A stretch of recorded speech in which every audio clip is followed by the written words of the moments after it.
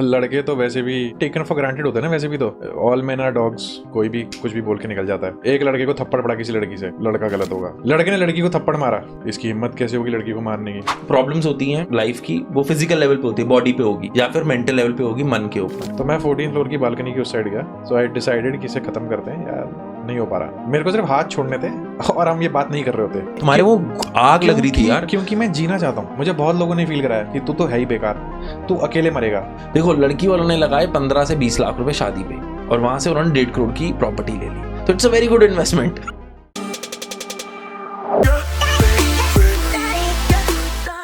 Alright, ladies and gentlemen, this is Pod with Nick, and I welcome you to the yet another episode. This is Men Mental Health.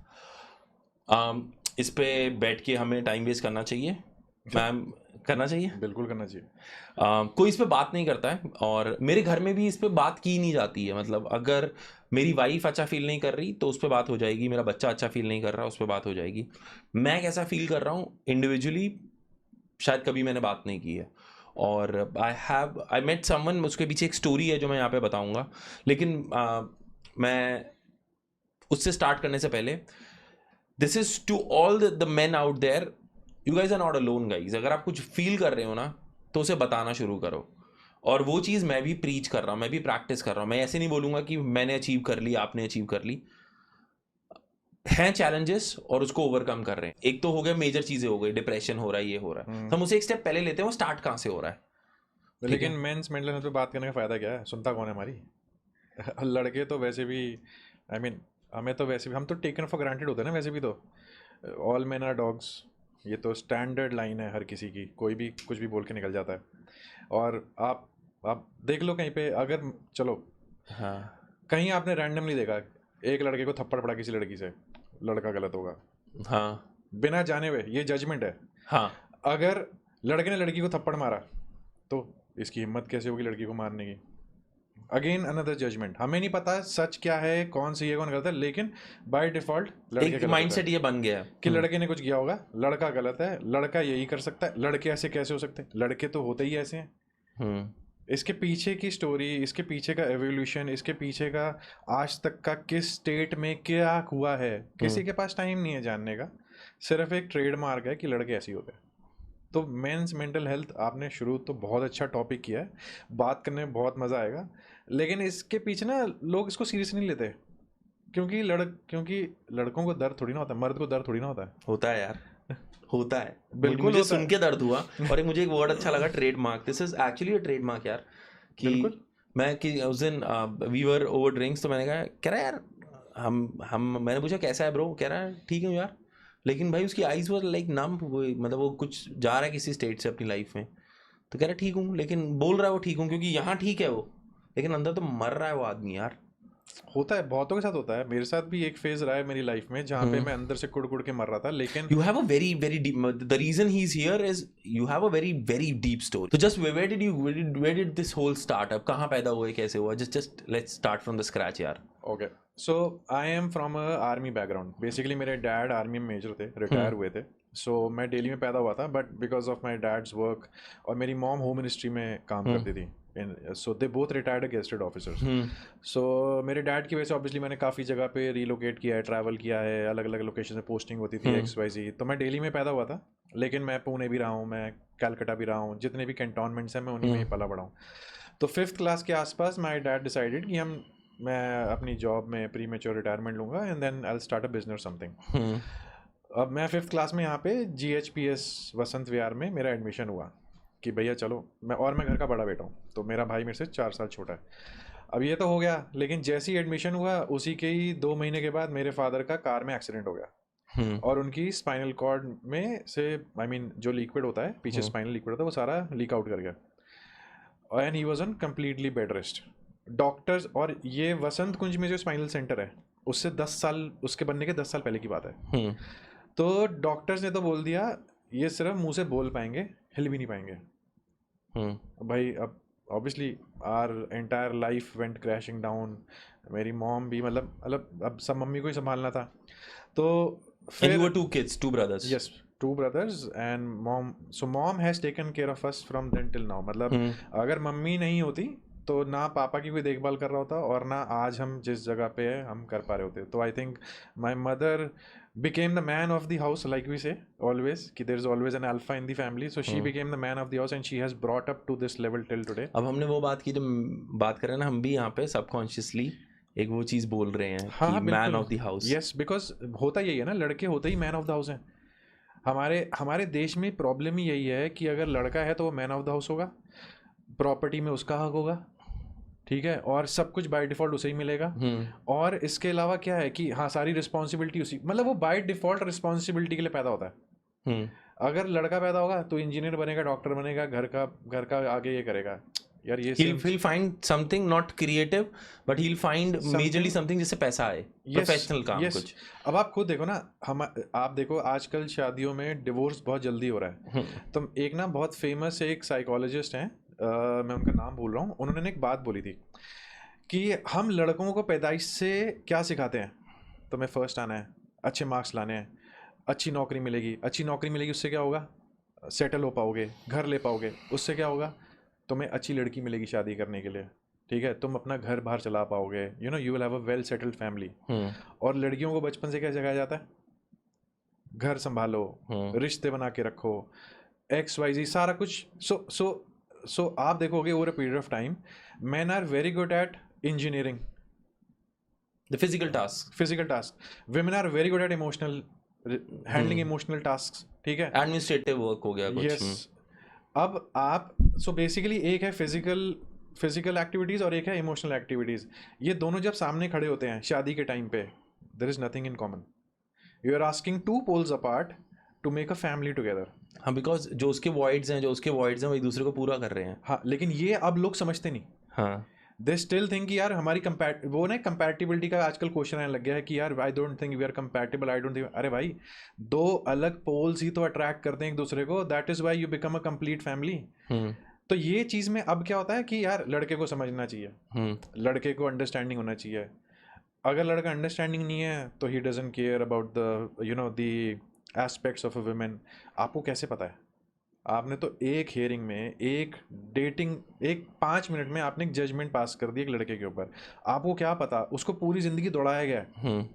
आप भी तो आप भी तो पूरी जिंदगी दौड़े ही हो ना। देख यार, तूने कॉलेज खत्म किया है, जल्दी से नौकरी ढूंढना शुरू कर दे या इंटर्नशिप ले ले, तुझे कब कितने देर तक घर में बैठा रहेगा। ये सेम चीज़ दूसरे जेंडर्स में नहीं होती है, ये हमारे ऊपर होती है। क्यों? क्योंकि मैं लड़का हूँ, मुझे भागना है, मुझे ज़िंदगी भर भागना है। मेरी ज़िंदगी की शुरुआत कैसे हुई? हम पैदा हुआ, मुझे पढ़ लिख के अमेजिंग मार्क्स लाने हैं ताकि मेरे माँ बाप का सर फख्र से ऊंचा हो, मेरे आसपास के हम रिश्तेदारों में दिखा सकें कि देखो मेरा बच्चा फर्स्ट आता है रोज़, ठीक है। मैंने नौकरी करी है, मुझे नौकरी में अव्वल दर्जे की अप्रेजल्स चाहिए ताकि मैं दिखा सकूं कि यार मैं कितना हार्ड वर्किंग एम्प्लॉई हूँ, देखो मैं कितना अच्छा एम्प्लॉई हूँ, और आखिर में मर जाता हूँ। ये तो मेरी लाइफ है। इसके बीच में कुछ रैंडम जो लोग थोड़ा सा out of this entire matrix, मैं इसे मैट्रिक्स ही बोलूंगा, एक सर्किट है, उससे बाहर निकलने की कोशिश करते हैं। Then they make a thing for yourself. जैसे आपकी ये हॉबी है, you are doing this as a hobby and you like it, so this is out of your circuit. You have decided कि मैं इससे बाहर जाना चाहता हूँ, मुझे कुछ करना है जहाँ मेरा मन कर रहा है। अब वहाँ why are you able to do this? Because you have a understanding family who say कि तू रिस्क ले, हम खड़े हैं, ठीक है, हम खड़े हैं। मेरे टाइम में मेरी मजबूरियों, मतलब मेरे फैमिली की मजबूरियों की वजह से उस टाइम पे वो नहीं हो पाया, लेकिन आज जो मैं कर रहा हूँ, मेरे पेरेंट्स मेरे साथ खड़े। मेरी मॉम मुझसे कहती हैं मुझे अच्छा लगता है कि तू ये कर रहा है, मैं थोड़ा सेफली गया अगर जो तू बाइक चलाता है, लेकिन शी टेल्स मी कि हाँ गुड नाउ। तो ऐसे, so I think by the way he is a record holder for doing this Ladakh circuit. कितना टाइम, क्या था वो सीन उसमें, कितने डेज? मेरे 2 रिकॉर्ड मैंने बनाए रॉकेट के ऊपर। सो दिस इज भाई, there are lot of people in my group जो हमारी है, they do not know about much bikes. तो ट्रायम्फ का रॉकेट है, दैट इज 2500 सीसी। हाँ जी, 2500 सीसी भाई। मेरी 2 बाइक्स खड़ी हुई हैं इसमें। 1200 काफी लोगों की तो पता नहीं। अच्छा ठीक है। सो मैंने उसके लिए 6 साल सेव किया था, सो मैंने 2014 में वो बाइक देखी थी, तो मेरा हमेशा से, मैं कभी लेह लद्दाख नहीं गया हूँ। मैंने बहुत साल पहले, मैंने किसी को नहीं आज तक ये बताया, बट रिसेंटली मैंने ये इसके बारे में ओपन होना शुरू हुआ। मैंने बहुत साल पहले अपनी एक लाइफ एंडिंग बकेट लिस्ट बनाई थी कि अच्छा। मरने से पहले मुझे क्या क्या करना है। हाँ। तो उसमें से एक थी कि I want to have the only super bike जिस पे मेरी कभी जिंदगी मुझे कोई सुपर बाइक मिली हाँ। जिससे मेरी आंख अटक गई, मुझे वो चाहिए, चाहे वो मैं 10 साल में लूँ, लेकिन मैं सेव करूंगा, मैं लोन पे नहीं लूंगा। अच्छा, मैं you made the down payment, complete down payment मारी थी? हाँ, तो मैंने 2014 में ट्रायम्फ रॉकेट 3 देखी थी किसी रैंडम पेज पे। वो होता है ना गूगल से आप इमेज अपने डेस्कटॉप पे सेव करते ना कि भाई तेरे भाई के पास ये बाइक या बड़ी अच्छी लग रही है, तो मैंने रॉकेट 3 रेड कलर की, मुझे आज भी आता है, जो फर्स्ट मॉडल आया था। हाँ, जिसके आगे 2 लाइट्स होती थी। हाँ, 2 लाइट्स। तो और ये मुझे शौक चढ़ा था मिशन इम्पॉसिबल 2 से। ओके। तो मैंने उसमें वो टॉम क्रूज को वो ब्लैक वाली चलाते हुए देखा था, तो मुझे था यार बाइक हो तो ड्यूअल हेडलैम्प्स वाली हो। तो जब तक, तो मैंने पैसे सेव करने शुरू किया, तो 2014 से मैं चुपचाप 30,000 सेव करता रहता था, अलग से चुपचाप, किसी को नहीं बताया दुनिया में, चुपचाप सेव करता था कि भाई कभी लेह लद्दाख जाऊंगा तो इसी पे जाऊंगा, वरना नहीं जाऊंगा। तो करता रहा। फिर बीच में मेरे को फिलीपींस भी जाना पड़ा मेरे ऑफिस से, तो मैंने सारे पैसे फिलीपींस ट्रांसफर कर दिए कि अब तो यहीं सेटल होना है, अब तो यहाँ पे करेंगे। फिर उसके बाद पता चला 1 साल के बाद तो कोविड हुआ, कुछ प्रॉब्लम्स हुई घर में, मम्मी पापा की तबीयत खराब हुई, 1 साल बाद वापस आया, सब छोड़ छाड़ कर फिर वापस यहाँ पैसे ट्रांसफ़र किए। फिर थोड़े टाइम तक बिना जॉब के रहा मैं, 7-8 महीने, क्योंकि ऑब्वियसली मैं छोड़ के आया था तो बहुत टाइम लगा मुझे करने में, ढूंढने में। तो जैसी मेरी जॉब लगी, मेरी ना मतलब थोड़े से पैसे रह गए थे उसमें, आई थिंक 2.5-3 लाख रह गए थे। तो आई थिंक 2-3 महीने की मेरी सैलरी आई, तो उसमें से एक्सपेंडिचर के बाद जो सेविंग हुई, जैसे ही वो पैसे पूरे हुए, मैंने सीधा फ़ोन लगाया साहिल को वन टाइम में कि भाई मैं कल आ रहा हूँ बुकिंग करने। तो सीधा उसने बुकिंग करी। आई थिंक उसने मुझे बोला था कि 7-8 महीने लगेंगे बाइक लाने में। बाइक आने में, क्योंकि वो यूके से डायरेक्ट शिप होती है थाईलैंड के थ्रू। तो फिर उसने बोला सर 4 हफ्ते में बाइक आ गई है आपकी। मैंने उससे पहले गया, पूरी डाउन पेमेंट्स मारी, मैंने कहा भाई ख़त्म हो जाए पैसे कोई बात नहीं, आज लाइफ में मेरी पहली चीज़, मैं मतलब मेरी dream bike. And you still keep it like your family यार, उसे मैंने देखा। तो भाई मतलब हमारी दोस्ती हो गई, ही रिफ्यूज डायरेक्टली मुंह पे, भाई मैं राइड नहीं दे रहा। And there are people who take care of their bike as कि यार मैं इसको नहीं टच करने दूंगा, मतलब you want to see, you want to get a picture click, ठीक है, but I will not let you ride. हाँ, मतलब with all due respect to everyone, it's not that कि मैं कोई उसको लेकर के एरोगेंट हूँ या कुछ हूँ, मतलब वो मेरे हार्ड अर्न मनी की वो मेरी पहली चीज़ है जो मैंने फुल डाउन पेमेंट में ली है। तो मुझे होता है कि यार मतलब प्लीज़, हाँ मतलब आप दूर से इज्जत प्यार जो चाहिए ले लो, लेकिन आपको मुझसे गले लगना है लग लो भाई लेकिन यू राइड ऑन मी। लेकिन ये है कि आप इससे बस फोटो खिंचा लो बगल में, कोई दिक्कत नहीं है। मतलब मैं बहुत रिस्पेक्टफुली करता हूँ इस चीज़ को लेकर के कि मैं किसी को रैंडमली मतलब एरोगेंस भी नहीं दिखाता कि तेरे पास कौन सी बाइक है, मेरे पास रॉकेट है, ऐसा कुछ करके नहीं। मुझे ऐसा लगता है कि क्योंकि यार मैं उस जगह खड़ा रहा हूँ जहाँ मेरे बगल से जब सुपर बाइक्स निकलती थी मैं तो ओए बेटे की। तो आज जब मैं लेकर के जाता हूँ तो दूसरे बच्चे भी तो वही देखते हैं ना। It's a circle, it's a complete circle. तो मुझे ये बहुत लेट रियलाइज़ हुआ था। मतलब मुझे थोड़े गाइडेंस देने वाले लोग थे, वरना शुरुआत में जब मैं ये इन्फ्लुएंसर मोड में गया था तो 3 महीने में मेरा यूं गया था ईगो ऊपर हवा में, यार तेरा भाई है, बड़ा आदमी है, ठीक है, अरे तुम लोग क्या हो। आ गया था मेरे में वो गुबान, मैं एक्नॉलेज कर रहा हूँ कि मेरे में वो गुबान आ गया था। 2-3 महीने में ऐसा हो गया था कि मैं किसी को कुछ नहीं समझता था।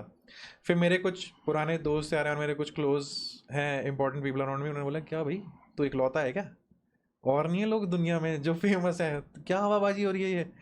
तो थैंकफुली मुझे ये रियलाइज़ हुआ कि हाँ यार ये मैं कुछ गलत कर रहा हूँ, and then I started becoming more humble about it. So I think आज के टाइम पे भी मैंने बहुत सारे इन्फ्लुएंसर्स देखे हैं जिनमें I mean to some extent they fake about what they do, lot of 99%। And then दूसरा ना वो उस चीज़ की अकड़ रखते हैं जो मुझे लगता है कि ज़रूरत नहीं है। आई थिंक मेरे को ना किसी ने बहुत पहले एक बात बोली थी कि मतलब गुरबाणी में भी, मतलब आई एम सॉरी मैं गुरबाणी का एक 4 वर्ड यूज़ कर रहा हूँ, उसमें ये सिखाया जाता है मन नीवा मत ऊंची। तो मुझे किसी ने बोला था कि भाई जितना ऊपर तू जाएगा ना उतना सर नीचे रखना सीखियो। तो मुझे सर नीचे लगता था कि ऐसे सर नीचे रख करके सबसे हाँ जी करके बात करनी है, बट मुझे एक्चुअली में जब मैं इस फेज से गया खुद तो मुझे रियलाइज़ हुआ कि it is not about physically सर नीचे रखना, it's how you understand you now have to become more humble about yourself, because there are people who look up to you कि मुझे अगर बनना है तो मुझे ऐसा भी बनना है। तो मेरे लिए वो जो एक रिस्पॉन्सिबिलिटी थी ना कि यार अबे हाँ यार शिट, अब मैं शायद किसी के लिए एक रेफरेंस पॉइंट हूँ। ये चीज़ जब मुझे रियलाइज़ हुई ना, I think it changed me from inside. उस दिन के बाद से मैं बहुत शांत हो गया अपने आप को लेकर के। ऐसा नहीं है कि मैं कोई संत नहीं हूँ मैंने सारी फुकरापंती करी हुई है जिंदगी में। हाँ बाइकें तेज चलाई हुई हैं, अपनी रॉकेट में मैं 248 भी लेके गया हूँ हाँ कि मुझे पता है वो 248 तक जा सकती है। लेकिन इट्स नॉट दैट कि मैं बाइक ही 200 पे स्टार्ट करता हूँ। लोगों को लगता है सुपर बाइक है, रॉकेट है, भाई ये गैराज के बाहर ही बाइक 200 पे निकालता होगा कि मतलब धूम की एंट्री हो रही है ऐसे हवा में उड़ते। तो ऐसा नहीं है।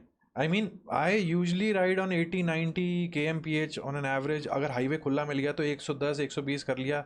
हाँ, शुरुआत में मुझे शौक था कि मैं टेस्ट करूं कि मेरी बाइक की औकात क्या है, क्योंकि so I love complete dominance on my bike. मुझे डरना नहीं है मेरी बाइक से। बहुत लोग भीड़ में नहीं निकालते, और मैं आपको थोड़ी देर पहले बता रहा था कि मैं तो पहले दिन ही भीड़ में निकाल ले गया था कि भाई जो होगा आज देखा जाएगा, लेकिन मुझे डरना नहीं है। सो आई टेस्ट माई सेल्फ। क्योंकि ना मेरे जो पहले टीम लीडर थे, आई थिंक मैं उनकी आज भी इस चीज़ में इज्जत करता हूँ, प्रीतिमान सरकार, जब मैंने नौकरी शुरू की थी 2003 में। So he is a genuine gem of a heart person. उन्होंने मुझे बोला था कि ज़िंदगी में ना 2-3 चीज़ें हमेशा ध्यान रखियो। एक, हमेशा लड़कियों की इज्जत करेगा तो लाइफ में बहुत ब्लेसिंग्स मिलेंगी। दूसरा, जैसा तू है वैसा ही रहियो, दुनिया के लिए बदलने की जरूरत नहीं है। तीसरा, तेरा नाम होना चाहिए। वेंजू से तेरा नाम होना चाहिए का मतलब? हाँ, तो मुझे उस टाइम पे समझ नहीं आया था कि अब मुझे लगा फेमस हूँ मैं, सुना होता होगा, या मतलब तू रैंक 1 आ रहा है पूरे प्रोसेस में, कुछ भी हो सकता होगा। तब मुझे रियलाइज हुआ कि मुझे बहुत टाइम के बाद रियलाइज हुआ कि तेरा नाम होना चाहिए का मतलब ये है that people should know you as a brand in yourself. कि इस लड़के के पास अगर तुम ये बात करने के लिए जाओगे तो इसका ये रिस्पॉन्स ये ऐसे ही देगा। ओके कि मार्केट में अगर कोई बोले, अब जैसे आपको पता है ना, अब आपसे अगर कोई पूछेगा कि यार रॉकेट सबसे ज्यादा किसने चलाई है, I'll take your name। हाँ क्यों? Because I have proved it that way. मैंने बोला नहीं है, मैंने गाया नहीं है। became a legend now। हाँ, कि मतलब इट इज लाइक कि यार भाई इसको देखो, ये चलाता है rocket. It's because you're a record holder now। Yes, लेकिन रिकॉर्ड ऑर्डर से पहले भी जिन लोगों को पता है ना मेरे बारे में, उनको ये है कि यार रॉकेट के बारे में इन्फॉर्मेशन चाहिए, उसमें क्या प्रॉब्लम आती है, सॉर्ट आउट कैसे करना है, इसके पास जाके पूछ लो। There are many other people okay when you say मतलब तुम्हारा नाम होना चाहिए तो whatever you pick up you excel in that. Yes. So कि अगर मैं जैसे मैं पॉडकास्टिंग की बात करता हूँ, I still look up to people जो out there are better out there, but मेरे को इसका टेक, इसका how the thing should be, how it should be constructed, तो वो उसमें I am trying to excel. Yes. So ठीक है, देखो हमारी एक्सेलेंस एक चीज में कभी खत्म नहीं होती है। अगर मैं ये बोलूंगा कि I am the best on the rocket, I will be always wrong. You can never be 100% champion in something, but yes you have to make sure कि पिछले साल से तुम्हें ज़्यादा बेटर आता है। तो मैंने अपने पर्सनल और प्रोफेशनल करियर में ऐसे ही ग्रो किया। बहुत लोग कॉम्पिटिटिव रहते हैं आज के टाइम में कि यार उसकी जेब में इतना पैसा आ रहा है, मेरी जेब में इतना पैसा क्यों नहीं आ रहा है। सो मुझे लगा कि यार ये मैं दूसरों को अपने बेंचमार्क क्यों बना रहा हूँ। मैं क्यों बना रहा हूँ? वो 4 लाख रुपए अगर महीने कमाता है और मैं 1 लाख रुपए महीने कमाता हूँ, तो मुझे 4 लाख नहीं पहुँचना है, मुझे 1 करोड़ रुपए महीने के चाहिए। अब वो चाहे 10 साल में पहुँचूँ, मुझे कैसे पहुँचना है? मैं अपने आप को हर महीने पिछले महीने से बेटर करता था। मैं आज भी जो मेरी टीम्स हैं, जो मैंने काम करी, उनको ही बोलता हूँ कि देख यार, तू अगर पिछले साल से इस साल अगर तू मेंटली, फिजिकली, इमोशनली बेटर है, you are better off than I think 60-70% of people on the planet. More than that यार, you are above 80%। हाँ, लेकिन मैं on a safer side percentages लेता हूँ, so that क्योंकि मैं खुद में वो एक प्रेशर नहीं क्रिएट करना चाहता। तो आज के टाइम पे आई एम लाइक हाँ ठीक है यार, मैं अपने जोन में बिल्कुल सही हूँ, क्योंकि मुझे पता ना यार यहाँ तक पहुँचने के लिए मेरी ज़िंदगी में रोड़े बहुत आए हैं। क्योंकि ना एक्चुअली मेरे घुटने में दर्द होता है, मैं ज़्यादा ना झुक नहीं पाता लोगों के आगे, तो मेरे हमेशा घुटनों में दर्द रहा है, थोड़ा झुकने में दिक्कत रही है।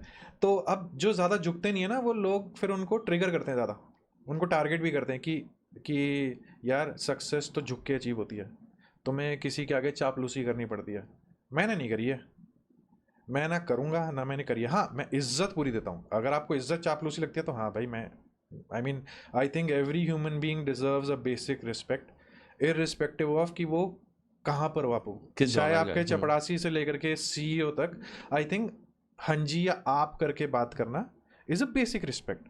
अगर वो आपसे बदतमीजी से बात करे तो आप भी कर लो, या तो इग्नोर कर लो या आप भी कर लो, it's a choice. But I think लोगों को ना ये समझ नहीं आता है कि तहजीब से बात करना एक फॉर्मेलिटी नहीं है, आजकल ही फॉर्मेलिटी बना हुआ है कि देखा मैं तो तेरे से आराम से बात कर रहा था, अरे टोन भी तो देख अपनी। आई मीन आजकल ऐसा होता है।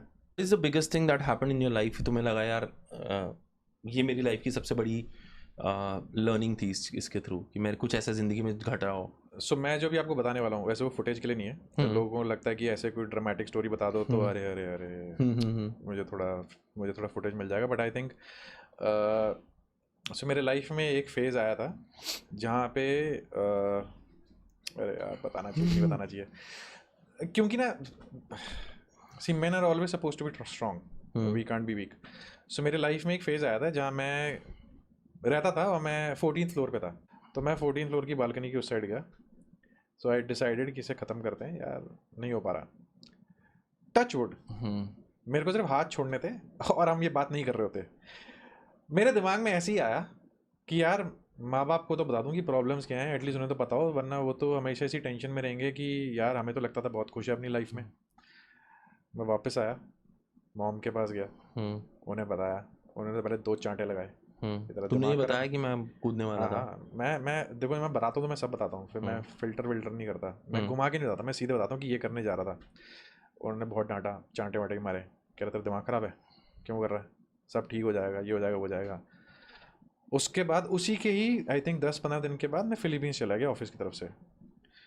That 1 year I stayed in Philippines was the most depressing part of my life. सबको लगा कि अरे लड़का फिलीपींस गया है, ऐश कर रहा होगा, फॉरेन है, एनआरआई बन के वापस आएगा। मुझे अंदर से पता था कि मैं 36, 37, 35 की एज में मैं अपना रीस्टार्ट कर रहा था, जो लोग 24-25 साल में करते हैं। और मैं कभी घर से अकेला रहा नहीं था, मैं कभी भी अकेला नहीं रहा था। अब मैं वहाँ बिल्कुल अकेला था और वहाँ पे लोग हिंदी भी नहीं बोलते। 1-2 मेरे सीनियर एल्डर्स थे बहुत रिस्पेक्टफुल, जिन्होंने मेरे से बातचीत करी, लेकिन मैं वहाँ पहले 6 महीने अकेले बैठ कर रोता था। मम्मी के सामने वीडियो कॉल पे हंस खेल रहा हूँ कि यार मम्मी फुल ऐश हो रही है ये वो करके, और अकेले बैठ कर रोता था, क्योंकि मुझे पता था मैं रहूँगा वो और परेशान होंगे, उनको लगेगा यार मेरा लड़का वीक हो गया।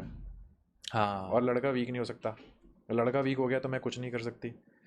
घर वालों को लगेगा कि यार कैसा लड़का है, मतलब घर वाले तो नहीं लेकिन रिश्तेदारी होता है ना वो थोड़ा सा वो पेट्रोल छिड़कने के लिए कि यार गया क्यों था फिर, हमें तो लगा था वहाँ जा करके ऐश करेगा।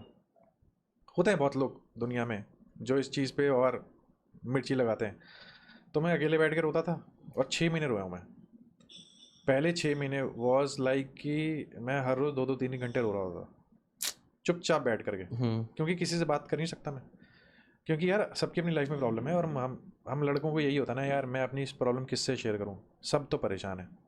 अब मैं उसको परेशानी बताऊंगा, वो 4 जगह जाके गाएगा कि ये तो रो रहा था। तुम्हें बताइए हमारे में ना लड़कों में बहुत ज़्यादा है, एक तो ना यू कंटिन्यू, मैं तुम्हें बताऊंगा वो थॉट। तो ना ऐसा हुआ, तो फिर 5-6 महीने के बाद अब मेरी ये साइकोलॉजिकल बिहेवियर है, मैं ज़्यादा डिप्रेशन में नहीं रह सकता, मुझे उससे बाहर वापस आना ही होता है। ये हमेशा से रहा है, अगर मैं डिप्रेस होता हूँ तो मुझे यू फाइंड वेज आउट, हाँ तुम मतलब फाइट करते हो ये उससे। मेरा मतलब डिफ़ॉल्ट सेटिंग है, मैं ज़्यादा डिप्रेशन नहीं रह सकता। तो मैं 6 महीने बाद बाहर आया और मैंने डिसाइड कर लिया कि हाँ क्योंकि हर साल वीज़ा रिन्यू होता था, तो मैंने डिसाइड कर लिया ये 1 साल के बाद मैं घर वापस जाऊँगा। If I have to fight my battles and do everything, अब मैं सामने खड़े होकर करूँगा, मुझे नहीं इधर उधर के अब ड्रामे करने। अब जो भी होगा मैं सामने खड़े होकर करूँगा, चाहे कोई साथ में खड़ा हो या ना खड़ा हो। मैं आपको बता रहा हूँ सच्ची में, मैं शुगर कोट या एग्जैजरेट नहीं कर रहा, जो लड़का फिलीपींस गया था वो लड़का कभी वापस नहीं आया। I was a completely different person who came back. Depression में गया था, फुल कॉन्फिडेंस में वापस आया। अभी बताते हुए आपको ना मेरे रोंगटे खड़े हो रहे हैं, फुल कॉन्फिडेंस कि भाड़ में जाए दुनिया। अब जसप्रीत सिंह का वो वर्जन दिखेगा जिसको वो आज तक अपने अंदर कंट्रोल करता हुआ है कि कोई ज़रूरत नहीं है, छोड़ना यार छोड़ना यार छोड़ना यार, हमें सबके साथ एडजस्ट करके रहना होता है, सबके साथ मिलकर रहना होता है। मैंने उस दिन डिसाइड कर लिया था भाड़ में जाए दुनिया, अब जो मैं आ रहा हूँ ना एक्सेप्ट करना करो, नहीं करना सत श्री अकाल। और टच वुड आज तक मैं वही हूँ, मुझे किसी ने बदलने के लिए नहीं बोला। मैंने घर में आती पहले दिन बता दिया था कि मैंने वो 1 साल जो गुजारा है, भगवान करे मेरे दुश्मन को भी ना गुजारना पड़े, लेकिन अब जो मैं आया हूँ मुझे बदलने को मत बोल देना। अब मुझे ना फालतू की रिश्तेदारी निभानी है, मेरी लाइफ का एक ही एम है, आप मुझे इज्जत दोगे मैं जान दे दूंगा, आप इज्जत नहीं दोगे दफा हो जाओ, मुझे नहीं चाहिए। क्योंकि यार मैं कितना, मैं 41 का हो गया हूँ, 35-36 की एज तक I had no one to talk to अपनी लड़कों की प्रॉब्लम को लेकर के, कि यार now do you have friends जहाँ पे, या फिर कोई है तुम्हारी लाइफ में, यू क्रिएटेड समवन जिसके साथ तुम बैठ के नहीं अभी भी नहीं है। है तो अभी भी नहीं, लेकिन मेरे को उससे सोल्यूशंस मिल गए थे मेरी सो कि भाई मैं ऐसे करके बात, मतलब now have certain particular people जिनसे मैं। एक हरामी वाला सवाल पूछूं? हाँ पूछो। यार फिलीपींस में लड़कियां अच्छी नहीं मिली कोई? यार लड़कियां बहुत भाई, मैं बता रहा हूँ, मैं जिंदगी में लड़कियों से इतना कभी नहीं डरा जितना मैं फिलीपींस जाके डरा था। क्योंकि उनके लिए Indian are like tall dark handsome.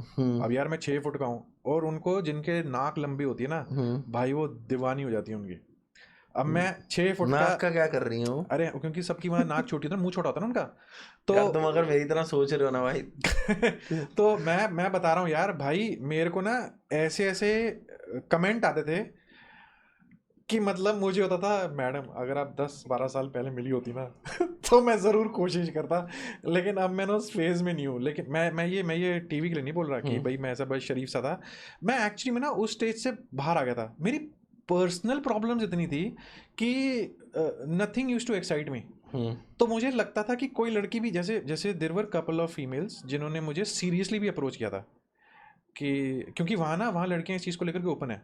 If they like someone, they will straight away say हाँ, it's pretty open out there. and they don't judge कि ये हमें जज करेगा कि यार ये तो इतने खुले मुझसे पूछ रही है। तो उनका बड़ा फंडा था। तो एक लड़की ने मुझे अप्रोच किया था, मुझे आज भी याद है, इट वाज वेरी फनी, कि मैं मॉल में घूम रहा था, वहाँ एलाबांग में एक मॉल है उसमें घूम रहा था। तो there was this girl who and very beautiful and very simple girl, उसने आकर मुझसे बोला I was checking you out for some time, can we go on a date. तो अब मन में तो लड्डू फूटता है, लेकिन मैंने ना उसे बड़े प्यार से बोला, मैंने कहा I am sorry, I am actually in a different state right now, so I won't, can you okay just take my number. उसने मुझे पर्ची में अपना नंबर लिख के दिया, मैं घर ले आया। 2-4 दिन का मुझे आज तक नहीं पता वो कहाँ गया, लेकिन मैंने मेहनत भी नहीं करी कि मैं उस स्टेज में भी वो कोशिश भी करूँ। तुम थे ही नहीं उस स्टेट ऑफ माइंड में कि तुम, मेरे को यार मैं ये सोचता था कि मैं घर वापस कब जाऊँगा।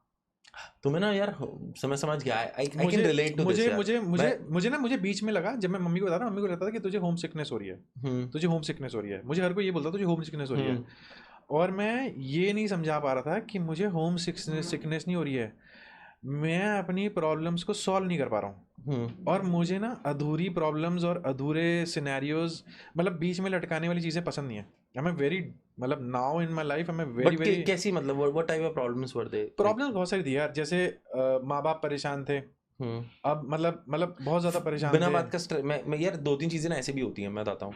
फॉर एग्जाम्पल जिसके लिए हम कुछ कर भी नहीं सकते, इट इज़ देयर, तो उनको वैसे ही एक्सेप्ट कर लेना होता है। तो वो उसको हम स्ट्रेस लेते रहेंगे तो वो अलग चीज़ होगी। जैसे फॉर एग्जाम्पल मेरे घर में जो आप बोल रहे हो का ना, इशू चल रहा है, सॉरी जो आप बोल रहे हो उस पे मैं ना बच्चों को ट्रेनिंग देता हूँ। मैंने अपनी पहली जो ट्रेनिंग करी थी ना लाइफ की, मेरी पहली ट्रेनिंग जो लाइफ की थी, वो मुझे समझाया गया था सर्कल ऑफ इन्फ्लुएंस। ओके, सो मान लो ये सर्कल है, इसके बीच में आप खड़े हो, ठीक है। अब इस सर्कल के अंदर जो कुछ भी हो रहा है आप उसमें कुछ कर सकते हो, और इस सर्कल के बाहर जो कुछ भी हो रहा है वो आप सिर्फ फील कर सकते हो, उसमें आपका कोई कंट्रोल नहीं है। हाँ। तो मेरी पहली ट्रेनिंग मुझे सिखाया गया था, हमारी 99% हेडेक सर्कल के बाहर की है। हाँ, हमें वो सब करना है जो हम नहीं कर सकते, और सर्कल के अंदर की चीज़ों को हम ज़्यादा लाइटली लेते हैं कि तो मैं बाद में भी कर लूँगा, तो बाद में भी कर लूँगा, बाद में भी कर लूँगा। तो उस ट्रेनर ने मुझे बोला था, तो मैंने उससे पूछा था, मैंने कहा सोल्यूशन तो बता दो, ज्ञान तो आपने पूरा दे दिया है। तो उसने कहा दो ही सिनेरियो है। मुझे लगा जस्ट एडिंग थोड़ा सा क्या सोल्यूशन चाहिए 99 रुपीज। तो उसने मुझे आंसर ही दिया था कि या तो सर्कल बड़ा कर लो, या बाहर की चीज़ों को इग्नोर मारना शुरू कर दो कि बाहर में जाए। तो मेरे को बहुत साल लगे अडेप्ट करने में। तो जब मैं फिलीपींस में उस स्टेज में था, ओके, तो मैंने वो 6 महीने में, जब मैं डिप्रेशन में था, तो मैंने लास्ट में सोचा यार ये प्रॉब्लम है मेरी लाइफ, मैंने लिखी थी बकायदा कि ये प्रॉब्लम है मेरी लाइफ में, कि ये मेरी प्रॉब्लम है, अब मैं इसका क्या करूं। तो मैंने उसके आगे नंबरिंग करी थी, numbering in the sense ranking बनाई कि सबसे बड़ा कॉलेज क्या है, सेकंड कॉलेज क्या है, ये क्या है, वो क्या है, और मैं उसके आगे लिख रहा था नहीं हो पाएगा ठीक, हाँ मेरे बस की नहीं है, और ये तो मैं कर लूंगा, मतलब हाँ लिटरली ऐसे उसके आगे लिख रहा था। हाँ तो फिर मैंने ना, अब मैं एक्सेल में थोड़ा चीता हूँ, तो हाँ फिर मैंने वो सेम चीज मैंने ना थोड़ी टाइम के मुझे रियलाइज हुआ यार इस पे तो मुझे फिल्टर भी लगाना होगा, हाँ पिवट पिवट बनाऊंगा, तो मैंने वो एक्सेल में लिखनी शुरू करी। हाँ। एक्सेल में जाकर के मैंने उसे स्टैंडर्डाइज किया, पूरा तो पिवट पिवट बनाया। स्ट्रेस लाइफ आप टेक गाय है, अपनी प्रॉब्लम्स भी एक्सेल में बना रहे तो हो। बनू करके फिर मैंने उसमें से पिवट बनाया कि भाई टॉप में क्या आ रहा है, टॉप के मतलब होता है ना, आपने आपने परेटो किया कभी? सो नहीं। परेटो इज अ स्टैटिस्टिकल चीज जिसमें होता है, जो इट्स अ सेइंग बेसिकली, और ये आपका आप ये इसमें यूज भी करते हो, is like 80% of the problems are caused by 20% of the people. अगर आप लोगों पे परेटो कर रहे हो अच्छा। तो टॉप के जो 20 आपके डिफॉल्टर्स होंगे ना, उन्हीं की वजह से आपके प्रोसेस में अप्रॉक्सीमेटली 80% प्रॉब्लम होनी होंगी। यही सेम प्रोसेस में भी है, यही सेम आपके पर्सनल क्लेश में भी है। अगर आप अभी एक लिस्ट बनाओगे कि टॉप 10 की आपकी ज़िंदगी में सबसे बड़ा क्लेश क्या है, और उसके आगे रैंकिंग डालोगे, तो आप देखोगे कि टॉप के 2 या 3 होंगे, 10 में से 2 जो होंगे वही आपकी सबसे बड़ी प्रॉब्लम होगी। ओके। ठीक है, मैं खुद की ज़िंदगी में परेटो लगा रहा था कि भाई मेरे टॉप 10% 20% कलेज क्या हैं जिनसे मैं छुटकारा जाता हूँ। फिर मैंने उसके आगे उनके आगे सोल्यूशन लिखने शुरू किए कि मुझे क्या लगता है इसका क्या सोल्यूशन होगा, मुझे क्या लगता है इसका क्या सोल्यूशन होगा, सबके आगे। फिर मैं उसके आगे लिख रहा है ये मेरे बस की नहीं है, ये मेरे बस की है, ये मेरे बस की नहीं है, मेरे बस की है। फिर मैंने देखा मेरे बस की कितने हैं, मेरे बस की कितनी नहीं है। जो मेरे बस की नहीं है मैंने बोला सत श्री अकाल, थैंक यू, मेरे ना हो पाएगा, मैं आप पर टेंशन नहीं ले रहा। जो मेरे बस की है फिर मैंने उन पर एक्शन प्लान बनाया बाकायदा, मैंने लिटरली नोट्स लिखे उसके आगे, इसके लिए मुझे इससे मिलना है, इसके लिए मुझे यहाँ जाना है, इसके लिए मुझे ये करना है, वो करना है। तब आई थिंक, मतलब in a way I think I found my solution कि मुझे इस लाइफ को ओवरटर्न कैसे करना है, the life that I wanted. फिर जाकर के फिर मैंने डिसाइड किया भाई यहाँ बहुत हो गया, अगले साल हम जाएंगे वापस। फिर मैं वापस गया, फिर मैंने एक एक करके उन प्रॉब्लम्स का सोल्यूशन ढूंढा। तो उसके बाद फिर आई थिंक धीरे धीरे करके अब now I am at a place जहाँ अगर उस टाइम पे मेरी लाइफ में, क्योंकि मैंने लिखा था उस टाइम पे मेरे पास 15 प्रॉब्लम थी टोटल, आज शायद 3 है। ओके। तो मैंने 12 प्रॉब्लम सॉल्व करी in a span of 4 years till now, खुद ही सॉल्व करी। किसको क्या बताता है यार, देखो होता क्या है ना, लड़के जब अपनी प्रॉब्लम बताते ना, अगर वो लड़की से रिलेटेड है बोलते हैं अरे यार वो थी ऐसी। So you are doing an escape management. मान लो ब्रेक ऑफ हुआ है, यार वो लड़की वैसे भी दिल्ली ठीक नहीं थी। नौकरी में मैनेजर से बहस हो गई है, यार वो है ही फुद्दू। ठीक है, हमने नहीं, हम कर क्या रहे हैं, हम अपने दोस्त को सपोर्ट कर रहे हैं, लेकिन we are not doing a logical discussion with the person to understand the root cause. हमने छोटे में टाइम बचाने के लिए उस बंदे को एस्केप मैकेनिज्म में डालना शुरू कर दिया। ठीक है, अब बंदे को यही लगेगा यार मैं तो ठीक ही हूँ, ये हाँ ये सही कह रहा है, वही फुद्दू है। ठीक है, अब इसमें भी एक नेगेटिव चीज है, एस्पेक्ट है कि बहुत सारे लोग अपने अंदर नहीं देखते। देखो यार, ये बहुत पिक्चरों में भी है और बहुत जगह भी है कि अगर आप किसी की तरफ उंगली उठाते हो ना, एक उंगली करते हो तो 3 आपकी तरफ भी आ रही होती हैं। You need to look inward. तो मैं हमेशा एक पॉइंट के लिए मैं ये भी देखता हूँ यार मेरे में तो कोई कलेश नहीं है। कई बार ऐसा हुआ है कि मैंने एक्चुअली में लोगों को सॉरी बोला है कि आई एम रियली सॉरी यार, उस टाइम पे ना मेरे से गलती हुई थी। मैंने बहुत लोगों को एक टाइम पे मैंने बहुत लोगों को रीच आउट किया था कि I am really sorry, I think मुझे अब रियलाइज हो रहा है। Corrected your life to be honest. हाँ, मैंने एक्चुअली में सॉरी बोला कि यार आई थिंक मैं एक ऐसे फेज में था where I did not realise कि you were being trying to be helpful to me, but I am really sorry. और कुछ लोगों को मैंने ये भी बोला है कि I think you were part of my life at a point of time, now I don't want you in my life. Okay, ठीक है, बहुत प्यार से, बहुत तहजीब के साथ। बहुत लोग समझ गए, कुछ लोगों को बुरा भी लगा।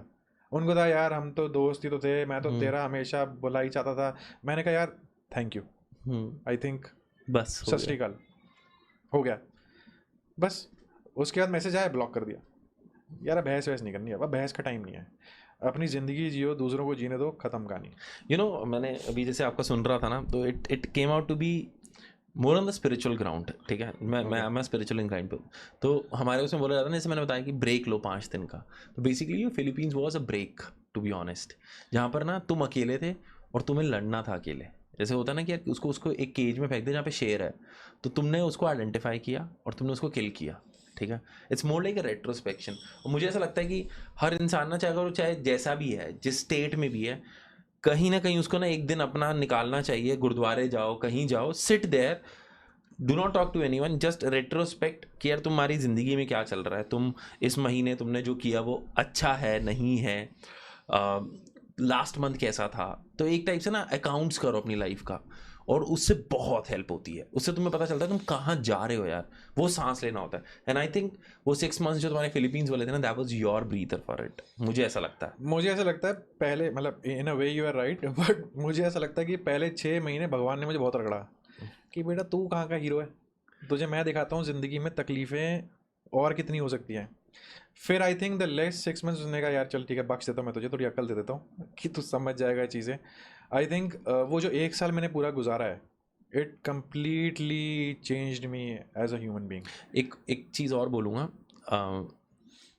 तुमने जो देयर आर पीपल, जब तुम डिप्रेस होते हो ना तो तुम्हें लगता है यार कुछ नहीं होगा यार, कुछ नहीं होगा, तुमने सोल्यूशन ढूंढे।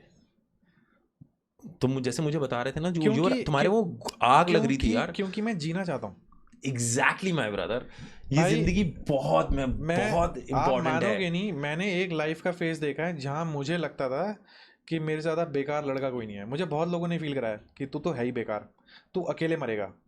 मुझे कुछ लोगों ने बोला मेरी लाइफ में कि तू तू जिस तरीके का लड़का है ना, तू अकेले मरेगा। और मैं लिटरली ये सोचता था यार ये तो मेरी गलती है, शायद मैं ही गिल्टी हूँ, मैं ही हूँ ये करके। आज के टाइम पे मैं आपको बोलता हूँ, मुझे ये पता है मैं अकेले नहीं मरूंगा। मुझे पता है मेरे इतने चाहने वाले मेरे बिल्कुल बगल में बैठे हैं ना। नहीं, आप मरोगे अकेले, बट मतलब इन अ वे कि आई हर वुड बंदा नॉट, मरेगा तो अकेले ही। Sorry, so I will correct myself, I would I'm say just saying spiritually, but your point is on the surface बिल्कुल ठीक है, हाँ, मैं उस बात से मतलब एग्री कर रहा हूँ। मेरा पॉइंट ये है कि एटलीस्ट मेरे आसपास मेरी केयर करने वाले लोग हैं। हाँ, आई बेट। जो मुझे पता है कि दुनिया इधर की उधर हो जाए, उन्होंने मेरा साथ नहीं छोड़ना। वो ये बोलेंगे जब तुमने लोग कमाए हैं भाई, मैंने देखो अपनी प्रोफेशनल लाइफ में मैंने 20 साल में लोग कमाए हैं। आई थिंक मेरी पर्सनल लाइफ में मेरे कुछ पुराने दोस्त हैं, मैं उनका जेन्युइनली नाम लेना चाहूँगा इस पॉडकास्ट में। मैं रिक्वेस्ट करूँगा कि आप उनका नाम रखना। एक मंजीत, एक अनुपम, एक विशाल और राहुल, अभिषेक, ये मेरे कुछ एक कंपनी के दोस्त हैं। इसके अलावा आई थिंक मेरे और भी कुछ और दोस्त हैं। रोहित हो गया, जय धूपर हो गया, आई मीन ये 7-8 लोग हैं, सारे लौंडे हैं देख लेना। लेकिन इनको कभी नहीं पता था मेरी लाइफ की प्रॉब्लम्स, इनको मैंने बहुत लेट बताई। बट जब मैंने बताई कि यार मैं बहुत परेशान हूँ, इन्होंने मुझे एक चीज़ बोली, हम तुझे जानते हैं, हमें पता है कि तू कैसा है इमोशनली और कैरेक्टर वाइज, हर सिनेरियो में। हमें तेरे कैरेक्टर का ही पता है, हमें तेरे इमोशंस का ही पता है, हमें पता तू कैसा है, तू छड़ा दिखाता है लेकिन तू अंदर से बहुत केयरिंग भी है। इन्होंने बोला तू खुश है? मैंने कहा यार अब, और ये फिलीपींस आने की बात थी, मैंने कहा मैं बहुत खुश हूँ। कह रहा हम खुश हैं, तो बस मतलब। और मेरी मॉम हमेशा मुझे बोलती थी कि देख, तूने अगर किसी का गलत नहीं किया है और सामने पूरी दुनिया खड़ी हो जाए कि तू गलत है, तो क्या करेगा? मैंने कहा मैं झुकूंगा नहीं। आई थिंक ये जो मेंटल स्ट्रॉन्ग नेचर मेरा बना, ये मेरे उस तकलीफ से गुजरने के बाद बना। और मुझे ऐसा लगता है कि हर लड़के की ज़िंदगी में जब वो ये सोचते हैं ना कि मुझे मर जाना चाहिए, मैं आपको लिख के बता रहा हूँ, ये वो मोमेंट है जब भगवान आपको बदलने की तैयारी दे रहा है। और and it's a choice to you, whether you want to choose it to change for better or you want to just give up. I had a choice where I could end my life or I could say नहीं यार, मैं ऐसा नहीं हूँ, मैं जीना चाहता हूँ, मैंने ज़िंदगी में अभी तक ढंग से जिया ही नहीं है। तो आई थिंक वो जो एक स्नैप मोमेंट था, उसमें मेरी लाइफ पूरी चेंज हो गई। And touchwood since that day till now I have never looked back. मेरे को वो पुरानी चीज़ याद भी आती है ना, तो मुझे डिप्रेशन नहीं होता उन चीज़ों का, मुझे होता है अरे यार मैं कितना बेवकूफ़ था। इसी पॉइंट पे ना मैं ना दो चीज़ें बात करना चाहूँगा। एक, I want to talk about the relationships, ठीक है। Second thing, I want to talk about these movies that came in. यहाँ पे ना लोग अपने आप को, मतलब you have kept a name alpha, मैं उस पर भी बात करने वाला था, ठीक है। I want to know the thought behind कि तुमने अल्फा क्यों रखा अपना नाम, ठीक है। और दूसरी चीज़, मुझे ऐसा लगता है कि there should not be any alpha male. जैसे एनिमल मूवी आई थी, ट्रू, कबीर सिंह आया था। नहीं मैं उस टाइप का अल्फा नहीं हूँ। नहीं मैं उस चीज़ के, मैं वैसे ये दो अलग अलग चीज़ें हैं, ठीक है। तुम अल्फा किसी और चीज़ में भी हो सकते हो, अल्फा इज अ डोमिनेंस, ठीक है।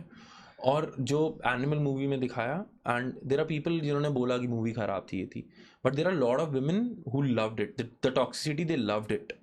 ये मेरे को बहुत ड्यूअल नेचर लगा वुमेन का, I am not targeting anything, but मैं वैसे बता रहा हूँ कि मुझे बहुत ड्यूल लगा कि एक तरफ तुम बात करते हो कि लड़कों को बहुत शिवर्ड होना चाहिए, but they fail for certain guys जो टॉक्सिक है. तो लेट्स टॉक ओवर दिस कि पहले मुझे बताओ कि why did you keep your name alpha? जब मैं फिलीपीन से वापस आया था, मैंने बोला था ना मैं बदल चुका हूँ, तो मुझे था फिलीपींस तुम्हारे लिए मंदिर है ब्रो. हाँ गलत मंदिर दोबारा नहीं जाना मुझे उस मंदिर में एक बार दर्शन कर लिए बहुत है.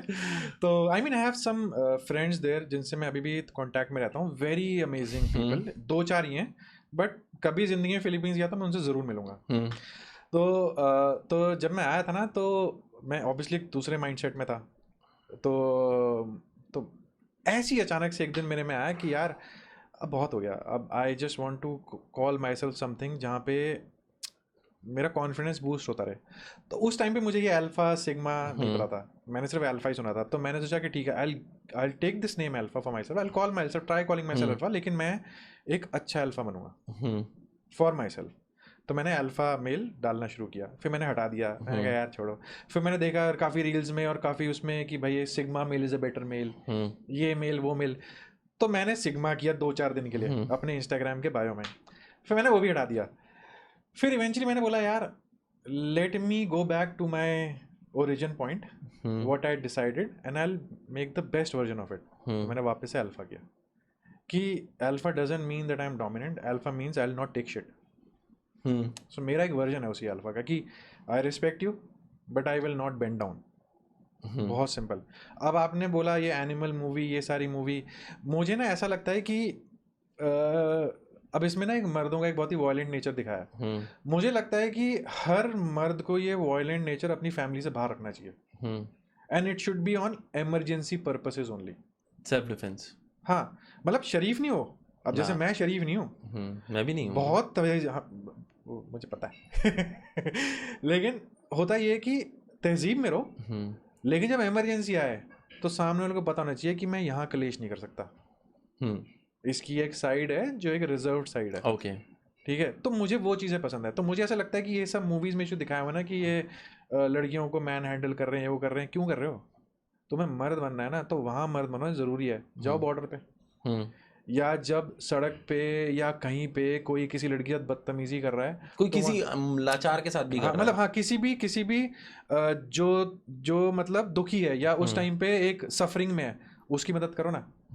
वहाँ मर्द बनो, या वहाँ अपना, मैं बोल रहा हूँ फेमिनिस्ट नेचर दिखाओ. अरे यार देखो, मेरी ना इस चीज़ में ये सोच है कि आजकल कुछ लड़कियाँ हैं या कुछ लोग हैं जो ये बोलते हैं कि फेमिनिस्ट लड़के आज भी ये करते हैं वो करते हैं. अरे यार वो गाँव में होता है, आप गांव में जाके मदद करो ना. आप यहाँ बोल रहे हो कि यहाँ हमें वो चाहिए, लेकिन गांव में कुछ नहीं बदल रहा, क्यों? और यार and on a much broader aspect, I think आज के टाइम पे हर लड़का लड़की एक दूसरे को बराबरी समझते हैं. दूसरा सबसे ज़्यादा लड़कियों की पोस्ट पे लाइक कौन करते हैं? लड़के.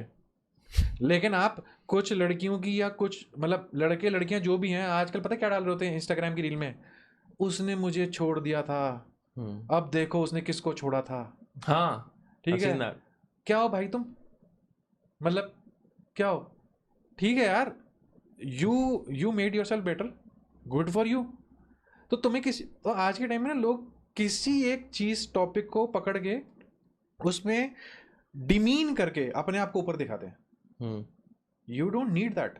कुछ चीजें ना रिस्पेक्टफुली भी करी जा सकती हैं. जरूरी नहीं कि मतलब हर उसमें आपने आधे कपड़े हटाई देने तभी आप मतलब ऑडियंस को कर पाओगे. यार लड़की अगर खूबसूरत होगी, लड़के वैसे भी यार आप देखो ना, सबसे ज्यादा लड़कियों की पोस्ट पे लड़कों के लाइक होते हैं. फिर भी वो लड़कियां बोल रही होती हैं हमें तो लड़के पसंद ही नहीं है. अरे तो क्यों उनके लाइक एक्सेप्ट कर रहे हो? अकाउंट डिलीट कर दो या मत करो. तुम्हें सपोर्ट भी उधर से चाहिए, लेकिन तुम्हें बेइज्जती भी उधर करनी है. और यही सेम चीज लड़के भी करते हैं. ऐसा नहीं है कि इट्स जस्ट वन साइड. लड़के भी भाई मतलब देखो यार, ये सारा ना इशू है कमिटमेंट को लेकर के. हमें सोशल मीडिया की वजह से फुटेज सबसे चाहिए, हमें एक बंदे से नहीं चाहिए, हमें सबसे चाहिए. क्योंकि हमें लगता है कि हम अभी भी अपने पीक ऑफ आर उसमें अपने यंग उस पे स्टेचर में है, हमें तो कोई भी मिल जाएगा. तो यहीं से जो आपने रिलेशनशिप से बोला था ना, इशू यहीं से शुरू हुआ है. We are not satisfied with just one person's attention towards us, we want every one's attention, क्योंकि मैं खूबसूरत हूँ दिखने में, या मैं फिट हूँ, या मेरे एब्स हैं, या मेरे टैटू हैं। अब मेरे टैटू हैं तो मतलब इसका मतलब सारी लड़कियों को देख रहे हो, वाह। मुझे नहीं चाहिए यार वो टेंशन, मुझे एक से चाहिए जिसके साथ मेरी जिंदगी बितानी है। तो ये जो सोच जब आती है ना कि okay I am great looking, या I am great in some things which are in physical in nature, but I want the attention from that one person, then you think before posting on social media. ठीक है, I get your idea, yes. That is where you draw that line कि अच्छा हाँ यार, मैं मतलब अगर मैं लड़का, अब मान लो मेरे एब्स हो, तो आपको क्या लगता है मेरी हर दूसरी फोटो में मैं शर्टलेस हूँगा? आइडली यही होता ना, जो लड़के जिनकी बॉडी बहुत अच्छी होती है, अब वो मुझे कमेंट में हो सकता है बोले भाई तू तो खुद मोटा है, तो मैं ज्ञान दे रहा है, वो ट्रोलिंग भी हो सकती है, तो इट इज ओके। लेकिन पॉइंट ये कि आप मेच्योरली वो अंडरस्टैंड करो कि भाई there are some things that are just for that special one in your life, and ये जो लाइन ड्रॉ होती है ना, इसे सैक्रिफाइस या कॉम्प्रोमाइज भी कहा जा सकता है, but this is the stepping stone for a relationship. इसमें आप सामने वाले बंदे को ये बता रहे हो, देख मैं तेरी इतनी इज्जत करता हूँ या करती हूँ कि कुछ चीजें तो तेरे लिए, and that is how you bring that bond together. तभी तुमने वर्ड कमिटमेंट बोला था। हाँ, because it's a commitment, it's a life commitment कि now because I am yours, there are some things that are just for you. मेरा थोड़ा view इसमें ना कमिटमेंट से थोड़ा सा अलग है। ओके, मुझे ना ऐसा लगता है कि यार जब हो जाता है ना प्यार कह लो या फिर एक अंडरस्टैंडिंग कह लो, तो फिर उस दूसरी चीज़ की ना कमिटमेंट होता है कि यार मैं फोर्सफुल कर रहा हूँ, ठीक है, फोर्सफुल कर रहा हूँ या फिर मैं एक बाउंड्रीज में रह रहा हूँ। मेरा ना वो थॉट ही नहीं आता कि मैं ऐसा कुछ करूँ। देखो ये आपकी मेच्योरिटी है, लेकिन you get my point, what I'm मैं saying? समझ गया, but this is because of your upbringing where there was not much social media. हाँ, हम now there is an upbringing जहाँ पे हर दूसरी पिक्चर में एक ट्रायंगल लव स्टोरी चल रही होती है। मैं ना एक guys giving a shout out to the people of our age कि हम भाई वी हैव रीच्ड विमेन जहाँ पे हम फिजिकल जाके ना बात किया करते थे। हम बस स्टैंड पे वेट करते थे या बस स्टैंड पे भी खड़े होके बात करते थे। तब वो नहीं था कि राइट स्वाइप लेफ्ट स्वाइप। तब अगर कोई लड़की बस में चले, हमें उसका रूट पता है, वो कौन सी बस में जा रही है। वो डेटिंग टाइम होता, हम मिस कॉल मारते थे, वो उसे स्टॉकिंग भी कहते हैं। हाँ तुम कह सकते हो, लेकिन भाई उस टाइम पे ना मतलब इफ यू नीड अटेंशन, अब तुम्हें पता चल जाता था वो तुम्हें भाव दे रही है नहीं दे रही है। डू यू थिंक हमारे देश के अंदर जो लॉ सिस्टम है, लॉज हैं, वो फेमिनाइन सिर्फ फेमिनाइन बोल रहा हूँ, लड़कियों की तरफ ज्यादा ओरिएंटेड है? सारे ही, ठीक है, हम दोनों सेम थॉट्स पे हैं इस पे। सारे ही हैं। आप देखो मान के चलो एक रिलेशनशिप एंड हो रहा है, ठीक है, और लड़का कहता है मुझे नहीं रहना, भाई मुझे डिवोर्स चाहिए, लड़की सही नहीं है या XYZ रीजन, जो भी रीजन हो सकता है कि मेरी नहीं निभरी ये करके। मान लो लड़के लड़की दोनों ने कोशिश करी है, लेकिन लड़के ने अब गिव अप कर दिया कि भाई बहुत हो गया, मैं नहीं इस रिलेशनशिप में जाता, हम शांति से अलग हो जाते हैं। लॉ क्या है? एलिमनी दो। क्यों दो? क्योंकि लड़की है। अब ये तब लॉ बना था जब लड़कियां मोस्टली हाउसवाइफ होती थी और सिर्फ लड़के कमा रहे होते थे। अब भी जब लड़कियां उनसे ज्यादा भी कमा रही हैं तब भी उन्हें पैसे चाहिए, और अब वो उस चीज का यूज करती हैं। मतलब मैं सबकी बात नहीं कर रहा, बट मैं ऐसे सिनेरियो अपने सामने लाइव देखे हैं कि जहाँ पे लड़कियां जबरदस्ती का कलेश, जबरदस्ती के FIRओं में मतलब बंदे को प्रेशर करते हैं, और कुछ लॉयर तो बोलते हैं भाई क्या लड़ोगे तुम इस लड़की से 10-12 साल, पैसे दे के खत्म कर दो ना बात। और लड़का उसको पता है कि this is the way out. हाँ, और लड़का सोच रहा है जैसे कि मतलब यार क्यों, गलत मेरे साथ हुआ है लेकिन फिर भी मुझे कॉम्प्रोमाइज़ करना है, ठीक है। तो मोस्टली लड़के इसलिए डिवोर्स के लिए जाते भी नहीं। आपको पता है बहुत सारी मैरिजेस लड़के जहाँ पे सही हैं वो इसलिए भी चल रही होती हैं क्योंकि उन्हें पता है कि पैसे मुझे ही देने हैं, ठीक है, कि ये वरना ये मेरी ज़िंदगी में कलेश करेगी, शोर मचाएगी। मैं आपको अभी बता देता हूँ, there are many I have seen in front of me. अब मैं ये नहीं कह रहा कि सारी लड़कियां गलत हुई हैं, लड़कियों के साथ भी गलत होता है। तो मैं यही बोलता हूँ यार देखो, मेरा ना एक लाइफ का फंडा है, अगर आपको लगता है कि आपकी नहीं निभरी 3 बार कोशिश करो मैक्सिमम, ठीक है। अगर आपको लगता है एक बार ही कर ली नहीं हो रहा तो ठीक है, part your ways, talk to the other person कि नहीं हो पा रहा। अगर वो बंदा कहता नहीं मेरे लिए एक बार कर लो, भाई एक और बार कर लो। 3 बार मैक्सिमम कोशिश करो, अगर नहीं, और मतलब जेन्युइनली कोशिश करो। मतलब मैं ये कोशिश मतलब ये नहीं एक हफ्ते 1 महीना 1 साल ऐसे ट्राई करके करो अपने करो, अपने अच्छे से दिल से ट्राई करो। इसलिए मैं ट्राई करो क्योंकि तुम्हें बोला गया है ट्राई करने के लिए, ठीक है। मोस्टली क्या होता है जब ये ऐसे सेपरेशन की बात आती है तो रिश्तेदार आ जाते हैं, फैमिली आती है, पेरेंट्स आ जाते हैं। अरे भाई, दो लोगों की ट्यूनिंग नहीं हो रही, रिश्तेदार और पेरेंट्स क्या कर लेंगे? तुम बेसिकली प्रेशर क्रिएट कर रहे हो कि हमारी समाज में बेइज्जती ना हो, तो साथ में रह लो। सफर कौन करेगा इसमें? दोनों, बिल्कुल बच्चे। बिल्कुल। तुमने बेसिकली एक ऐसा एनवायरनमेंट क्रिएट कर दिया है जहाँ पे अब उन दोनों को अगर अगर तो क्लोज फैमिली में है तो वैसे ही घुट घुट के जिएंगे। अगर न्यूक्लियर फैमिली हुई और इंडिपेंडेंट और दोनों बाहर घूमने फिरने तो गलती से हो सकता है उनमें से किसी का अफेयर शुरू हो जाए। बेसिकली जो बंदा अलग होना चाहता था अब वो डर के मारे अलग नहीं हुआ, लेकिन अब उसे बाहर कोई मिल गया, अब वो वहां पे टाइम पास कर रहा है। तो यही तो होते हैं अफेयर। तो आर इंडियन सोसाइटी, मैं सोसाइटी बोलूँगा, हमारा इंडियन लॉ ऐसा है which doesn't give freedom to either gender कि वो शांति से अलग हो जाए। और इसमें सबसे ज़्यादा लड़कों की लगती है कि भाई मेरे को, और वो पैसे भी ऐसे मानते हैं, करोड़ रुपए। अबे तुमने 10 लाख नहीं रुपए आज तक देखे जिंदगी में, तुम्हें करोड़ रुपए चाहिए? क्यों चाहिए इतने? अभी तो रिसेंटली में इतने जजेस ने ऐसे बोला हुआ है, मतलब फीमेल्स को मैंने देखा बोलते हुए कि भाई, रील भी आई हाँ थी एक रील भी आई थी कि तुझे 1.5 लाख रुपए महीने के चाहिए, क्यों चाहिए? अरे यार खुद सोचना यार। चल मैं हूँ, मुझे ये पता है, मैंने अपने एक्सपेंडिचर्स कैलकुलेट किए हैं कि if I want to buy everything groceries in my house, और उसके बाद मुझे एवरेज हफ्ते में एक बार बाहर भी जाना है, मैं ये पूरे महीने में 20-25 हज़ार में भी कर सकता हूँ आराम से। घर बैठे बैठे भी अगर ब्लिंकिट भी कर रहा हूँ पूरे टाइम कि सारा सामान घर में आ रहा है, अमेजोन से सब सामान आ रहा है, कर रहा हूँ 20-25 हज़ार 30 हज़ार। लेकिन वो दिखाते क्या है? लाख रुपए। क्यों? क्योंकि उन्हें वो फाइनेंशियल प्रेशर डालना है लड़के पे। लोग तो ना, so there are very large list of women who have suffered actually, but इन कुछ लड़कियों की वजह से हम ये डिफरेंशिएट नहीं कर पाते कि सही में कौन सी लड़की के साथ गलत हो रहा है, नहीं हो रहा है। और ऐसे ही लड़कों के साथ होता है। कुछ लड़के इतना मतलब लड़कियों के कैरेक्टर पे इतना गलत इल्जाम लगाते हैं केसेस में, कोर्ट में, तो अब आज के टाइम पे पता चलना बंद हो जाता है कि भाई कौन सही बोल रहा है कौन गलत बोल रहा है, क्योंकि आजकल सबको कॉन्फिडेंस से बोलना आ गया। मैं ना इसमें मेरे दो क्लोज्ड थे, मतलब मैं लेट्स नॉट पुट देयर, दो लोग हैं ऐसे जिनके मैं एग्जांपल देता हूँ। एक तो ऐसा हुआ कि शादी हुई है, हम सुबह आए हैं और the girl goes back to the house, की वो एक रस्म होती है, फिर लड़का लेने जाता है, डिनर होता है वहाँ पे, ठीक है भाई, वो वापस ही नहीं आई, ठीक है। क्यों? ये सवाल उसके साथ चला गया, ये जवाब, अच्छा। ठीक है। तो उस बंदे, ही is a good guy, very good. Problem क्या होगी? अभी अरेंज मैरिज हुई है, प्रॉब्लम क्या होगी? बात हो, जब कुछ इशू होगा साथ रहेंगे तभी तो प्रॉब्लम होगी। एक रात, one night is not enough for, one night भी क्या, तुम 4-5 बजे तो घर पहुंचते हो, ठीक है। और कुछ 15-20 दिन बाद फोन पे बात हुई, जो मुझे अभी इतनी क्लियर नहीं पता, बट कोर्ट में केस डला और उस बेचारे को अपना घर बेचना पड़ा क्योंकि आधी प्रॉपर्टी वो ले गई, जस्ट कॉज ऑफ दिस। यही तो मैं, जब हम बैठ के वो बात कर रहे हैं, एक बंदा बीच में हमारा CA, and he was giving, देखो लड़की वालों ने लगाए 15 से 20 लाख रुपए शादी पे, और वहां से उन्होंने 1.5 करोड़ की प्रॉपर्टी ले ली, तो it's a very good investment. वो बता रहा है 6 मंथ्स का प्लान। मैंने कहा भाई यार, this is so cringe, this is so bad. और एक तरफ मैं, जब लड़की का, मैंने एक है मेरे को example, that girl got cheated यार, उसके हस्बैंड ने उस पर चीट किया था, बहुत बुरा चीट किया था।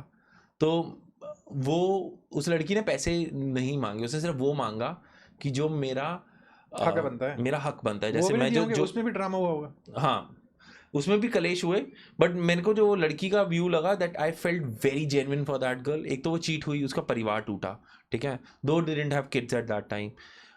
शी वांटेड कि यार जो मेरे डैड का पैसा लगा है ना शादी पे, और जो मैं सोना लेकर आई हूँ, जो स्त्री धन होता है, वो मुझे दे दो बस। नहीं देते ना लोग, नहीं, वो नहीं दिया, वो कलेश हो रहा है उसके ऊपर अभी भी, बट यही तो प्रॉब्लम है हमारे देश में। आप नोटिस करना यार, ये ग्रे एरिया ना हमेशा ही रहेगा। हाँ, लेकिन आप नोटिस, आपको कहीं भी डिवोर्स में या कहीं भी सेपरेशन में देखना हो ना कि कौन सही है गलत है, देखना आराम से बात कौन कर रहा है और चिल्ला ज़्यादा कौन रहा है। जो लोग गलत होते ना, देखो, और सबसे इंपॉर्टेंट चीज़, जो बंदा डिवोर्स डालता है ना, वो देखना मोस्टली सही होता है, क्योंकि डिवोर्स डालना एक हिम्मत का काम होता है। जो गलत होता है, क्योंकि देखो डिवोर्स डालोगे तो आप सेपरेट हो रहे हो और आप लिख रहे हो, डॉक्यूमेंटेड दे रहे हो कि मैं इस वजह से डिवोर्स डाल रहा हूँ या सेपरेट हो रहा हूँ। तो जो बंदा शोर मचा रहा होगा ना, हमेशा दूसरी पार्टी होगा, क्योंकि उसकी चोरी पकड़ी गई होगी, और अब वो डॉक्यूमेंटेशन नहीं कर सकता क्योंकि इसने कर दी है, वो कोर्ट लेकर के जा रहा है। तो घर में जो हवाबाजी हो रही थी, अब वो दुनिया के सामने जाएगी, अब मेरे राज खुलेंगे, क्योंकि ये अगर मैं इसके खोलूंगी राज तो ये मेरे भी राज खोलेगा, और इसके राज होंगे नहीं, तभी वो चौड़े में जा रहा है। क्योंकि यार लड़का जब डिवोर्स डालता है ना, क्योंकि लड़के यूजली रिलेशनशिप्स में ऐसे होते हैं कि हाँ कोई बात नहीं कोई बात नहीं, आपके घर में भी अगर कलेश होगा तो बोलो कोई बात नहीं सॉर्ट आउट कर लेंगे सॉर्ट आउट कर हाँ, लेंगे, let it stay in the doors. ठीक है। तो जब लड़के डिवोर्स डालते हैं तो इसका मतलब होता है कि भाई अब पानी ना ऊपर चला गया, अब तेरी जरूरत नहीं है, अब तूने वो लाइन क्रॉस कर दी है और अब मेरा पेशेंस खत्म हो गया। तो इसमें क्या होता है, जो मैंने देखा भी है कि लड़कियां फुल एफआईआर शोर फालतू की। फुल परेशान करने के लिए कि स्टैंडर्ड प्रोटोकॉल है, घर वालों को इन्वॉल्व कर लो साथ में और रगड़ दो उन्हें, ठीक है। तो लड़का प्रेशर में आएगा, अरे मेरे माँ बाप, और वो झुकेगा। मैं इस सिनेरियो में लड़कों को बोलना चाहूंगा कहीं मत झुकना, 10 साल लगा दो अपने, लेकिन ऐसे सिनेरियो में ऐसे लोगों को, चाहे वो कोई भी जेंडर हो, मैं ये सिर्फ लड़कों की, कोई भी जेंडर हो जो आपको परेशान कर रहा है ना, उसके सामने झुकने की जरूरत नहीं है। बिकॉज झुक करके ना आगे जिंदगी में भी आपको हमेशा एक रिग्रेट रहेगा बाद में अंदर कि मैं सही था या थी, फिर ही मुझे झुकना पड़ा। हमें लगता है ना कि पीछा छुटाओ, लोग बोलते पीछा छुटा करके आगे बढ़ो ना लाइफ में, आप नहीं छुटा पाते पीछा, क्योंकि आपको अंदर से वो गिल्ट आती रहती है कि यार मैंने कॉम्प्रोमाइज किया, मैं सही था फिर मैंने कॉम्प्रोमाइज किया। अब यार हम लोग नौकरी में नहीं करते तो पर्सनल लाइफ में क्यों करनी है? जहां सोचो मान लो एक XYZ बंदे का डिवोर्स हो रहा है, बंदा सही है, लड़की गलत है, लेकिन उसने कॉम्प्रोमाइज किया। आपको लगता है वो लड़की 10 जगह नहीं गाएगी, और आपको लगता है कि वो कहीं भी मिलेगी आपको नहीं, और आपको हर बार झुकना पड़ेगा मेंटली, तो आपको हमेशा आंखें नीचे करनी पड़ेंगी ना कि यार ठीक है तू जा, तेरे से क्या बहस करनी। ये लड़की के साथ भी है, तो क्यों करना है? हमें क्या लगता है, हम वो 2 साल बचाने के लिए पूरी जिंदगी भर का एक बैगेज अपने ऊपर ले लेते हैं, and you can not live with a depressing baggage, because वो हमेशा बढ़ता है। यस, आप उसे सोचते हो ना वो उतना ही रहेगा, नहीं रहता है। और क्योंकि लाइफ एक सर्कल है, आपको हर साल 2 साल में कोई ऐसा बंदा मिल जाएगा जो पुराना होगा। अब उसके सामने आप जितना भी चौड़ दिखा लो, अगर आपने एक्चुअल पॉइंट पे झुके हो ना, तो हमेशा अंदर एक गिल्ट रहेगी कि भाई मैं सही था फिर मुझे झुकना पड़ा। और अपने आप को कैसे समझाओगे, हाँ यार अब क्या करें, हमारे देश का कानून ही ऐसा, तो क्या हो यार, खड़े हो जाओ ना। तो मैं ये तो नहीं कह रहा हूँ कि तुम कानून को गलत बोलो, तुम बोलो मुझे कॉम्प्रोमाइज नहीं करना, मैं नहीं करूंगा कॉम्प्रोमाइज, ना मैं मरना चाहता हूँ ना मैं कॉम्प्रोमाइज करना चाहता हूँ। अगर मैं सही हूँ तो मैं सही हूँ, मुझे सपोर्ट चाहिए। लॉयर के पास जाओ, बोलो भाई मैं कॉम्प्रोमाइज नहीं करूंगा, मुझे ये केस जीतना है। कोई तो एक लॉयर होगा दुनिया में जो बोलेगा ठीक है भाई करेंगे तेरी सपोर्ट। मिलते हैं ऐसे लोग, मुझे मिले हैं ऐसे लोग मेरी लाइफ में जो कहते हैं आप सही हो तो आप लड़ो, सही तरीके से लड़ो। पता नहीं मेरे को शेयर करना नहीं चाहिए, but there is this thing happened with one of my, I will not call it friend. एक जिम करते थे, एक लड़का आता था, वेरी हैंडसम गाय, मेरे से छोटा था, 5-6 साल छोटा था, और वो क्रिकेट में एक अच्छी लीग में खेलने लग गया था। और उसका था कि कॉलेज के किसी स्पोर्ट्स कोटा के थ्रू कुछ किया, और कॉलेज सिर्फ सुबह प्रैक्टिस, शाम को प्रैक्टिस और जिम। तो जिम में उसको एक लड़की मिली जो लॉ स्टूडेंट थी, दिल्ली यूनिवर्सिटी की बात कर रहा हूँ, और वो लड़की ने दे डिसाइडेड कि यार they'll just be friends and they'll have sex, और कुछ नहीं। अच्छा, डिसाइडेड है, कॉमन है। और वो लड़का कहता है कि मैं शादी नहीं कर सकता हूँ फॉर अ सर्टन रीज़न, क्योंकि मैं अभी अपने करियर को लेकर हूँ, कभी आगे कुछ हुआ तब देखेंगे, ठीक है। But both of them agreed कि जल्द वी जस्ट हैव सेक्स। और जैसा ये मुझे स्टोरी पता चली है क्योंकि हम उस सर्कल में बैठे थे, एंड देन उस लड़की ने एक दिन अराउंड 2-3 महीने बाद they were, I will call that dating period कह लूँगा मैं इसे, आई डोंट नो, सिचुएशनशिप चल रहा है आजकल इसको बोल के। द गर्ल सेड कि मुझसे शादी कर ले, एंड ही सेड नहीं कर सकता ब्रो, हमने डिसाइड किया था कि इस चीज़ के ऊपर, एंड देन दे सेपरेटेड। फिर एक दिन दोबारा मिले and they would have done something, जो भी उन्होंने किया आपस में मिलके, एंड अगले दिन लड़की ने उसके अगेंस्ट FIR कर दी कि इसने मेरा रेप किया। तो भाई वो लड़के को घर से उठा लिया, जैसे ही होता है यू पिक इट अप। हमारा इंडियन लॉ ऐसा है कि यू पहले अगर ऐसा केस चला तो they pick it up and then they investigate कि यार सही है गलत है। तो उस लड़के को उठा लिया और वो केस धीरे धीरे चला। वो लड़की की भी बैकग्राउंड स्ट्रांग थी तो उसने काफ़ी केसेस डाले इसके ऊपर। वो तो हार्ड रहा, करीबन 4 से 5 या 6 महीने रहा, जितने भी रहा, और ही केम आउट क्लीन। वो लड़ता रहा, फिर लड़की को भी दया आ गई, क्या हुआ आई डू नॉट नो, जो भी कॉम्प्रोमाइज़ हुआ, and he came out clean. और उसके बाद उस लड़के को सोसाइटी ने एक्सेप्ट ही नहीं किया यार। वो जिम आया तो जिम वालों ने मना कर दिया कि आप अलाउड नहीं हो। वो जिस लीग में खेल रहा था वहाँ से हट गया। मुझे नहीं पता भाई वो अभी डिप्रेशन में है क्या है, बट उसके ऊपर क्या बीत रही है, जस्ट कॉज कि तुमने एक दोनों कॉमन एग्रीमेंट में आए, बाद में लड़की मुकर गई। तो I think girls have more power here.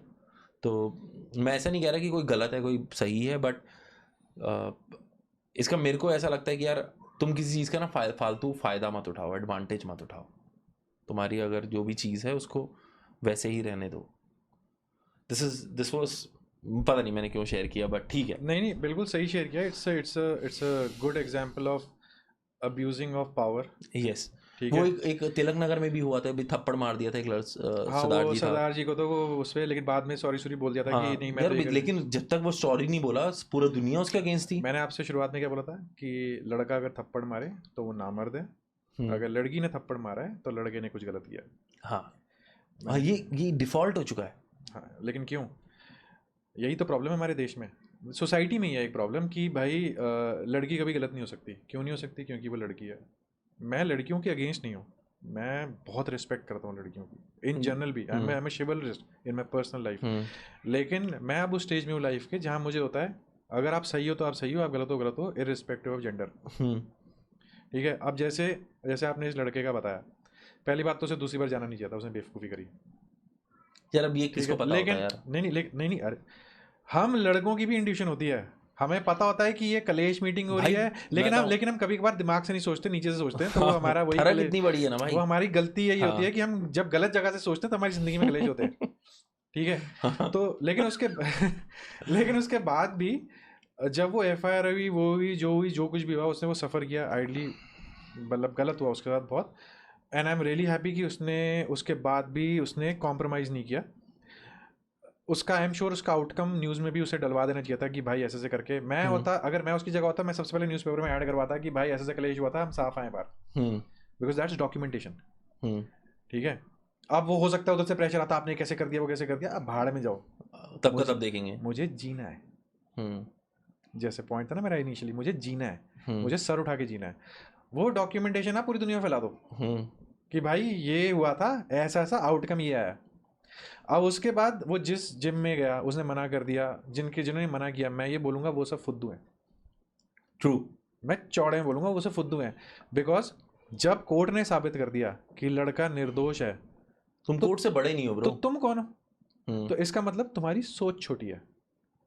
इसका मतलब you are not a person with a good heart, you are a person की हमारा भाई हमें कोई कलेश नहीं चाहिए, हमें नहीं चाहिए, हम सही गलत के साथ नहीं खड़े होंगे, हमें तो अपनी नौकरी, हमें तो अपना पैसा कमाना है, हमारी ज़िंदगी में सब सही रहना चाहिए। नहीं, यही तो प्रॉब्लम है यार, स्टैंड नहीं लेता कोई कि बोले यार इस चीज़ के साथ मैं खड़ा हूँ क्योंकि मैं खड़ा हूँ। बोलना चाहिए ना।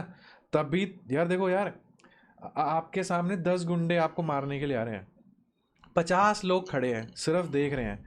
अगर वो 50 लोग इकट्ठे खड़े होकर के सिर्फ हाथ भी ऊपर कर देना, आपको लगता है वो 10 गुंडे मारने आएंगे?